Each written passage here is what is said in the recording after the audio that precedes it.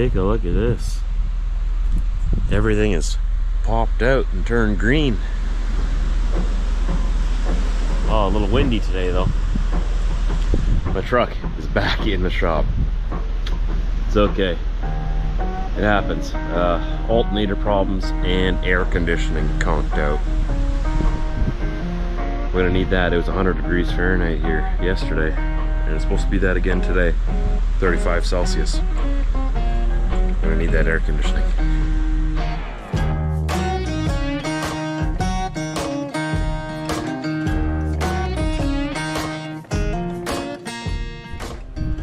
I got the gazebo all set up last time I was at home. So now the backyard's ready for summer. This tree really needs to be pruned. It has one branch shooting off of it on the top there that's dead, but the rest is good and healthy. I don't know if pruned is the right word for that. We just need to cut off that dead branch. Is that pruning? I probably don't know what I'm talking about. You know what I mean though. Cut the dead one off, but that tree there's actually two over there. That's the one I was telling you. Super healthy, super big, beautiful, lush. I love our trees. I love springtime. I love watching new life just pop out of the ground like magic. Especially after, you know, it's been like minus 30 outside for a couple of months, and just watching new life just like pop out after that. I'm like, you survived that. That's amazing. Right? I gotta mow the lawn yet today, and gotta work on these dead patches a little bit, but they're filling in. Throughout the next month or so, I'm pretty sure they'll fill in. I'll get them some good aeration, water them. Hopefully that'll do the trick. So we're waiting for my truck. Again.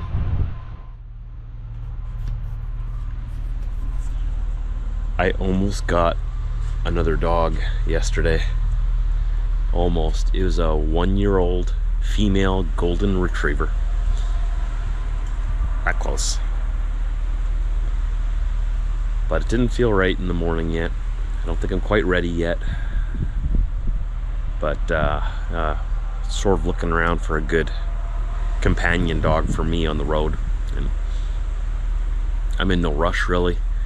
I'm gonna wait till I find the right one. Plus we have a new baby coming in a couple of months.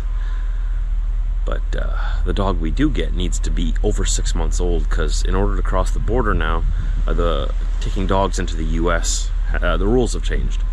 First off, you need to fill out a dog import form, and you need to renew it every 6 months or so. And you just got to do it once every 6 months, as far as I understand.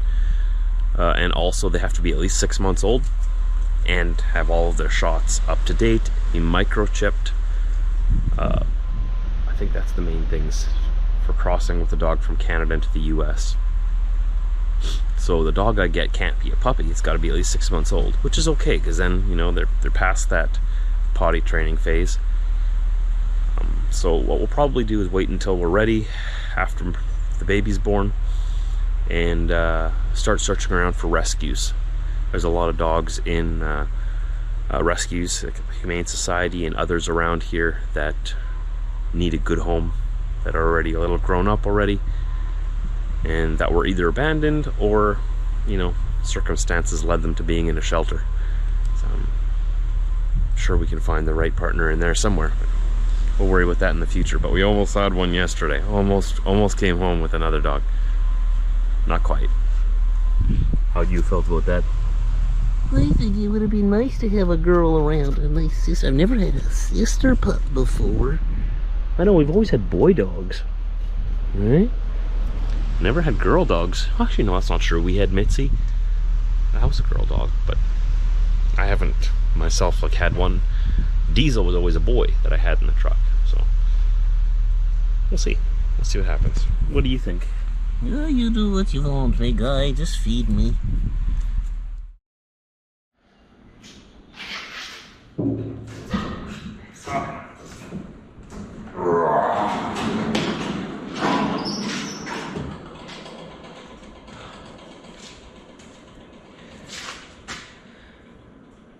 That got expensive. I haven't got the bill yet, so I don't know how expensive. I'm just imagining right now.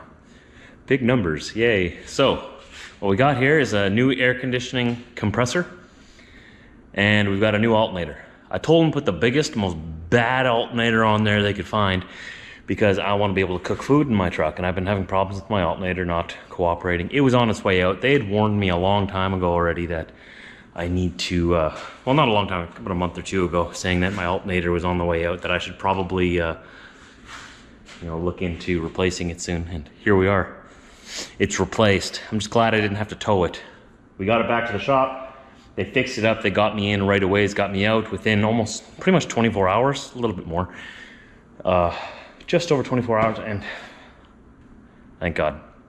At least you know it's done right. See? Take a look at this. Take a look at this. Brand new, beautiful AC compressor. Beautiful. And brand new Delco Remy 140 amp alternator, 12 volt obviously. So the old alternator, they tested it when they got it into the shop, and it was fried. It was like, usually it dies, right? And it gives no volts.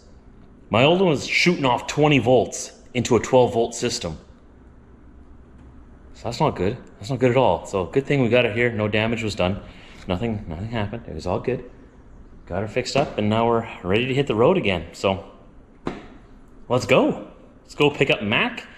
I've got a load waiting for me in Winkler, Manitoba. It's gonna be ready tomorrow morning. I'm gonna go load it up, tie it down, bringing it to Langbank, Saskatchewan. It seems to be a popular town that I keep going back to again and again. Usually I bring tires there. This time I'm bringing parts of sorts. You'll see tomorrow when we load it up. Let's get it started up, and let's get on the road. Make some money, hopefully. Hopefully.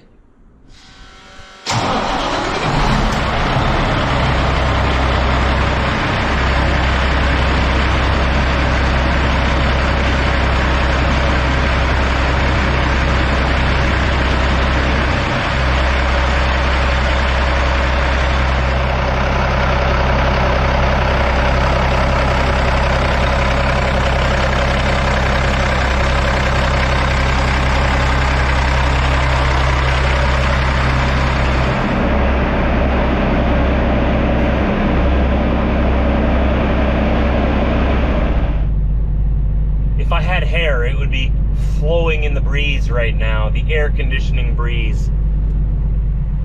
Have I ever told you how much I love air conditioning? You know, there's a statue made of the man who invented air conditioning in Florida. God bless that man. I might put a statue of him up in my front yard. Like, maybe I should put a little hood ornament on my truck of him, you know, a little statue at the tip of my hood. I don't know, I'm just kidding, but what an amazing invention. Like, what did they do? They just died. That's the only answer. I always ask, like, what did they do before air conditioning? You know what they did? They just died. People just died of heat stroke all the time. That was just normal. Oh, no, Johnny got too hot. He gone. He gone. It's too hot. Nowadays, you're like, well, it's gonna be a hot day. Let's crank up the AC, keep ourselves comfortable, you know? It's very nice. Oh, this air conditioning is just a dream. They fixed it up perfect. Thank you to PBX Truck Service, Peterbilt Steinbach. Again, the only shop I bring my truck to, if I have a choice. Got myself some new work boots today, finally, too. About time. My other ones were literally falling apart. Here's Matt. We're just waiting for the airbags to lift up back here. I think she's ready to go. I've already done the pre-trip. Just waiting, because I dumped the suspension when I park it, right? So, there we go. We're already set and ready to rock and roll, baby. It's gonna be a good day. It's already been a good day. It's already like after 6 o'clock. All I gotta do is, like I was telling you earlier, pull this thing on down to Winkler, Manitoba, on the other side of the river. About, what is that, like half an hour north of the US, of North Dakota, and sit and wait until tomorrow. So there we go. Let's get her done. That sweet air conditioning. I can't tell you how beautiful it is. I told you already. I can't tell you. I feel like this much comfort should be illegal. It's amazing.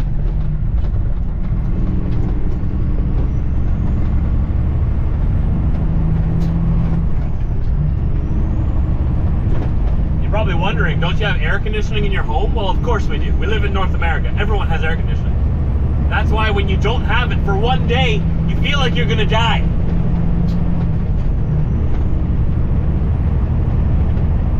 You're so thankful for it when it comes back.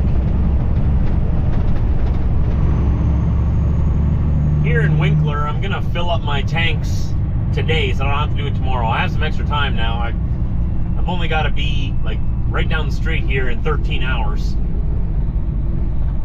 So just off to the left is a Petro Pass truck stop. Well, it's a card lock, not a truck stop. And I'll fill them up now. I don't have to worry about it tomorrow then, you know? May as well.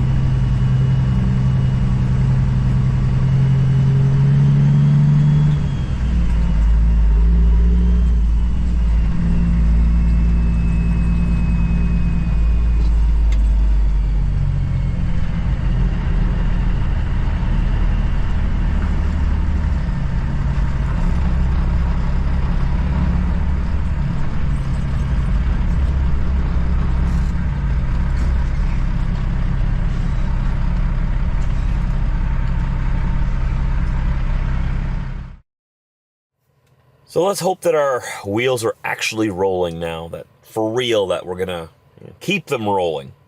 I'm not too sure what we're gonna make with the rest of this week. Got this load to pick up here in Winkler tomorrow, and then bring it to Langbank, Saskatchewan. We'll be there tomorrow afternoon, and tomorrow's Thursday, and then we have Friday already.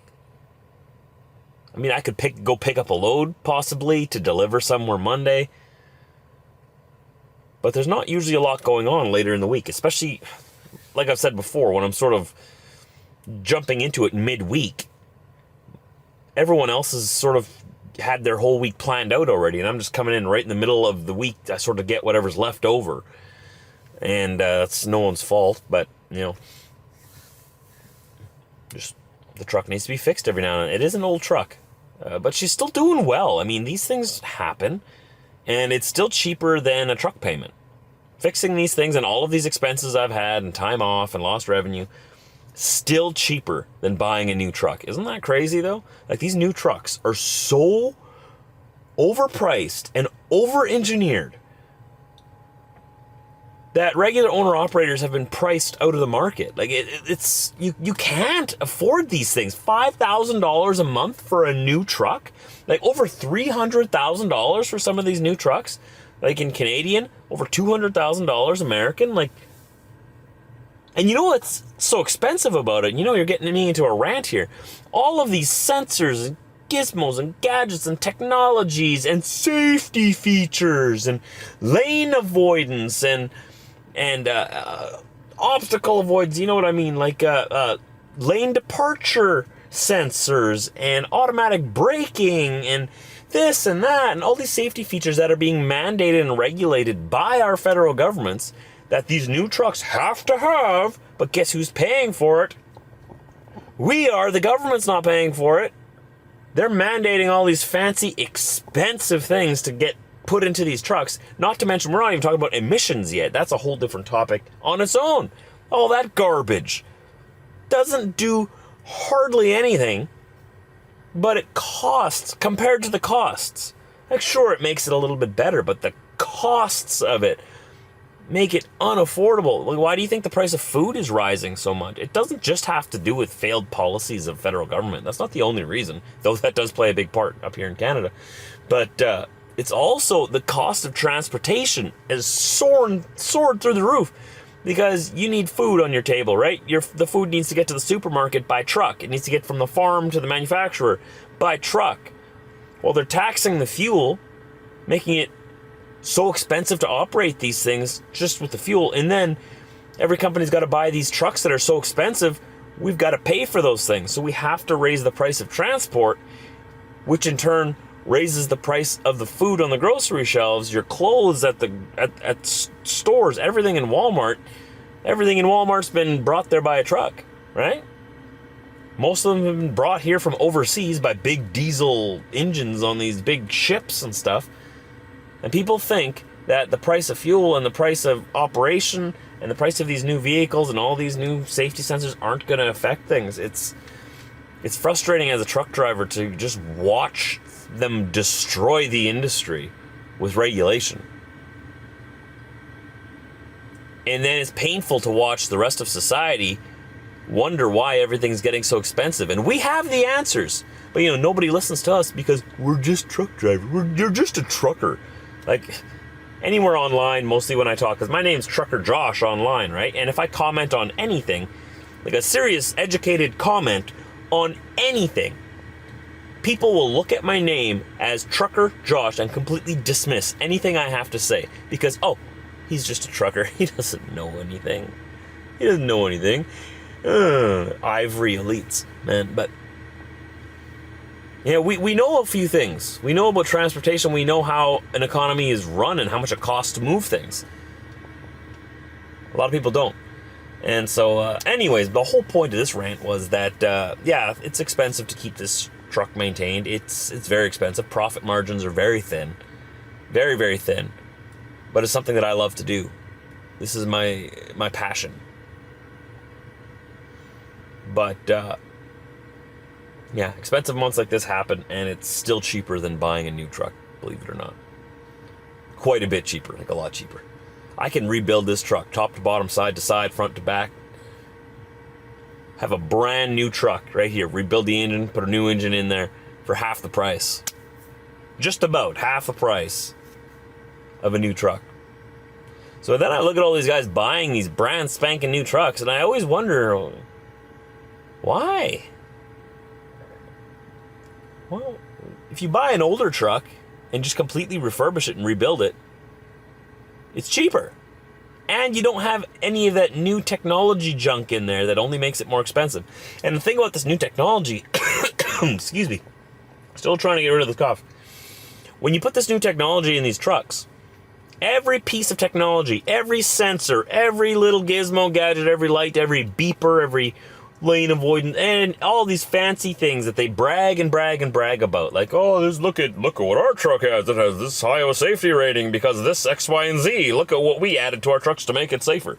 And I'm looking at it like, okay, you added X, Y, and Z to the truck. That's 3 more things now. Or let's be honest, that's about 50 more things now that can break. And how much does it cost to fix all of those things? An enormous amount of money, because you have to bring it to a specific technician to fix these new sensors and stuff. Because only specific people are authorized to work on those things. Right? And guess what? They can charge you whatever they want because they're the only ones allowed to work on it. Right? So labor rates are just through the roof. The parts prices are through the roof for all of these gizmos that we don't need. Yeah, they're fancy to have on the truck. You can brag about them. It's a nice party trick to show people, look what my truck can do. Oh, wow. I mean, does it drive? That's all I need. Put fuel in it and go. That's all I need. I can control it. I'll drive it. I don't need a computer to drive it for me. That's just another thing to break, another thing to fix. And another thing that I can't afford. Oh man, you're getting my throat all worked up here because I'm getting angry. Yeah, I could talk about this stuff for hours. I'm going to leave it there. All I was trying to say is that, I see the comments where people are like, every time something goes wrong on my truck, there's always the comments down below saying, I guess it's time for a new truck. Time to get a new truck. You won't have those problems. No, it's never time for a new truck. Never. Never. No. It's still cheaper to fix it. It's cheaper to keep her. That's the saying, right? Let's go to bed, everybody. Thanks for watching. I salute you. Hit that like button if you like my videos. Hit the subscribe button if you want to see more. And if, hey, you want to take it to the next level, you want to support me in other ways, you can become a member down below. You get early access to the videos. You can learn more about it if you click the join button below my video. Other than that, leave me a comment down below. Let's chat. Love to meet you. I'll talk to you tomorrow.